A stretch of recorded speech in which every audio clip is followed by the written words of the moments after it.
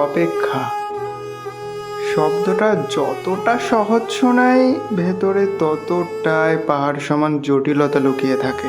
কেউ কথা দেয় ফিরে আসবে, কেউ কিছু না বলেই হারিয়ে যায়, কেউ প্রতিদিন ফিরে পাওয়ার আশায় চোখ রাখে ফোনের স্ক্রিনে, আর কেউ দেখেও এড়িয়ে যায় যেন কিছুই হয়নি।